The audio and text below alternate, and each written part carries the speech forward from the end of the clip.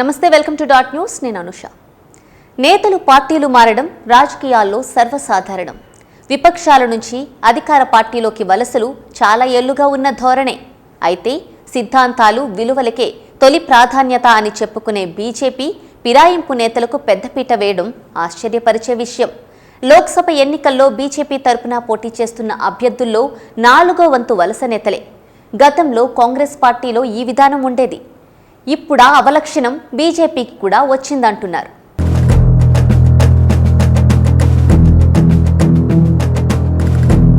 లోక్సభ ఎన్నికల్లో దేశవ్యాప్తంగా 435 స్థానాల్లో బరిలో ఉంది బీజేపీ. పోటీలో ఉన్న అభ్యర్థులను గమనిస్తే ఆశ్చర్యకరమైన వివరాలు తెలుస్తాయి. వీరిలో ఏకంగా 106 మంది అంటే 4వ వంతు అభ్యర్థులు గత 10 ఏళ్లలో కమలం గూటికి వలస వచ్చిన వాళ్లే. అందులోనూ 90 మంది గత 5 ఏళ్లలో బీజేపీలోకి ఫిరాయించారు. ఈసారి ఎలాగైనా 2019 కంటే ఎక్కువ లోక్సభ స్థానాలు సాధించాలని బీజేపీ తీవ్ర స్థాయిలో ప్రయత్నిస్తోంది. అందులో భాగంగా తెలుగు రాష్ట్రాల్లో వీలైనన్ని ఎక్కువ స్థానాల్లో పోటీ చేస్తోంది.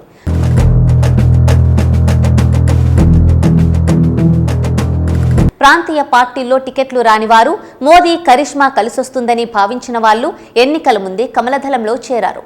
ఆంధ్రప్రదేశ్లో బీజేపీ 6 లోక్సభ స్థానాల్లో పోటీ చేయగా వారిలో ఏకంగా 5గురు 2019 తర్వాతే కాషాయ తీర్థం తీసుకోవడం విశేషం. తెలంగాణలోనూ 17 మంది బీజేపీ అభ్యర్థుల్లో 11 మంది 2014 తర్వాత వచ్చి చేరిన వారే.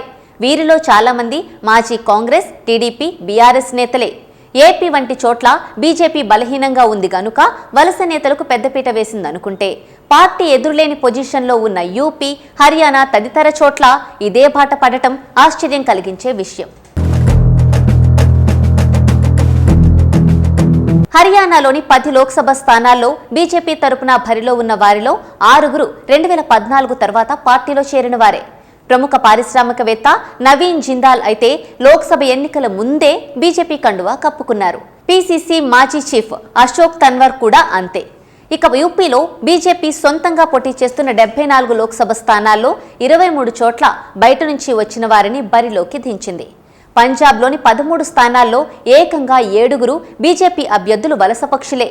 వీళ్ళలో చాలా మంది కాంగ్రెస్ మాజీలు.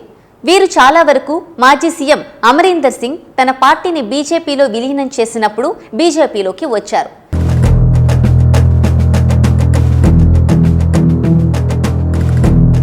జార్ఖండ్లో 13 మంది బీజేపీ అభ్యర్థుల్లో 7గురు జేఎంఎం, కాంగ్రెస్, జార్ఖండ్ వికాస్ మోర్చాల నుంచి జంప్ చేసిన నేతలకు బీజేపీ టికెట్లు లభించాయి. వీరిల్లో మాజీ సీఎం హేమంత్ సోరెన్ మరదలు సీతా సోరెన్ కూడా ఉన్నారు.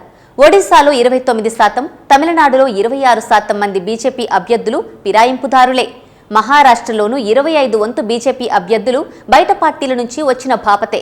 బీజేపీ బలహీనంగా ఉన్న ఏపీ, తమిళనాడు, కేరళ వంటి రాష్ట్రాలేగాక బలంగా ఉన్న చోట్ల ఫిరాయింపులను భారీగా ప్రోత్సహించడం వెనుక అసలు వ్యూహం విజయం. విపక్షాలకు ఏమాత్రం ఛాన్స్ ఇవ్వకూడదనే బీజేపీ రాజకీయం. గత 2 లోక్సభ ఎన్నికల నుంచి యూపీలో బీజేపీ హవా నడుస్తోంది. అక్కడ కూడా 31% మంది వలసదారులకు టికెట్లు ఇవ్వడానికి అదే కారణమనే విశ్లేషణలు వినిపిస్తున్నాయి. కుల సమీకరణలు, నాయకుల వ్యక్తిగత పరపతి వంటి అంశాలను పరిగణనలోకి తీసుకొని అవసరమైన చోట వలస నేతలకే చేకొట్టింది కమలం హైకమాండ్. తనకు గెలుపు గుర్రాలు లేరనుకున్న స్థానాల్లో ఇతర పార్టీల నుంచి బలమైన నాయకులను ఆకర్షించేందుకు బీజేపీ ఏమాత్రం వెనుకాడలేదంటున్నారు రాజకీయ విశ్లేషకులు.